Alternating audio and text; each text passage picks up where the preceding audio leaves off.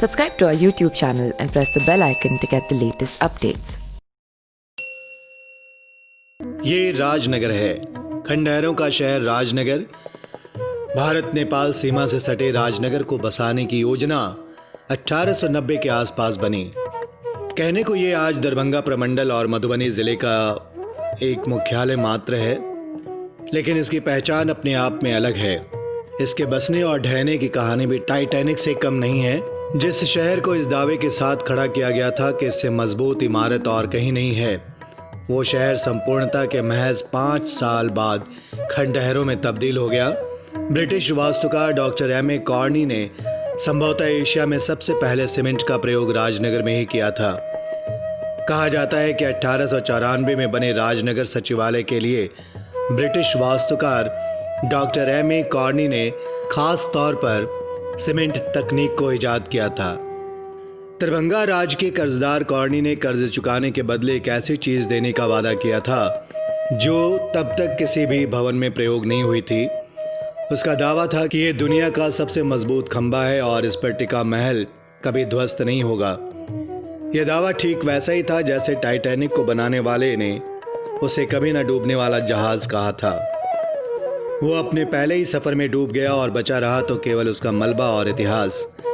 इस सचिवालय ने भी 1934 में भूकंप का केंद्र होने का प्रकोप झेला। महल तो ध्वस्त हो गया, लेकिन वो खंभा कॉर्नी को याद करता हुआ आज भी खड़ा है।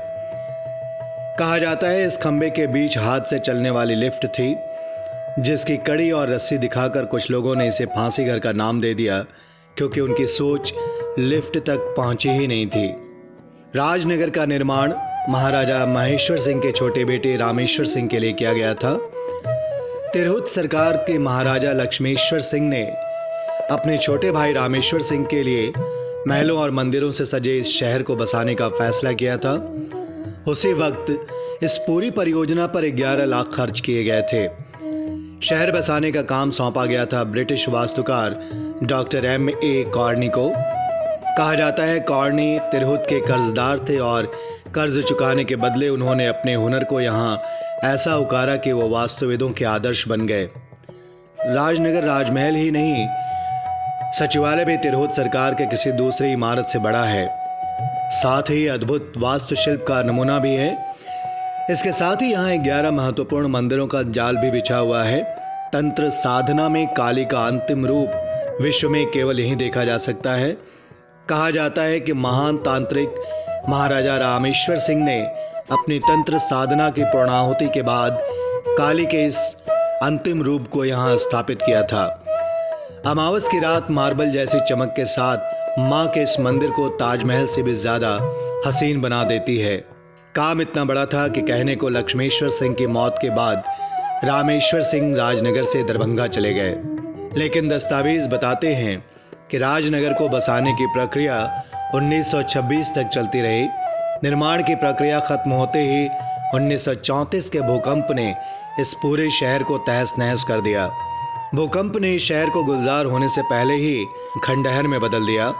15 जनवरी 1934 के भूकंप का राजनगर ही केंद्र था। बाद में यह विरासत रामेश्वर सिंह के छोटे बेटे विश्वेश्वर सिंह को सौंपी गई। विश्वेश्वर सिंह के तीनों बेटों ने इस ड्योढ़ी का बहुत सारा हिस्सा बेच डाला। नया शहर तो नहीं बसा, लेकिन कस्बा आज जरूर फैलता जा रहा है। 120 साल से अधिक पुराने इन महलों के प्रति जहां राज्य सरकार उदासीन है, वहीं केंद्र सरकार को तो मानो पता भी नहीं कि इस देश में ऐसी कोई जगह भी है। पर्यटन के मानचित्र पर राजनगर को आज तक उकेरा नहीं गया। Subscribe to our YouTube channel and press the bell icon to get the latest updates.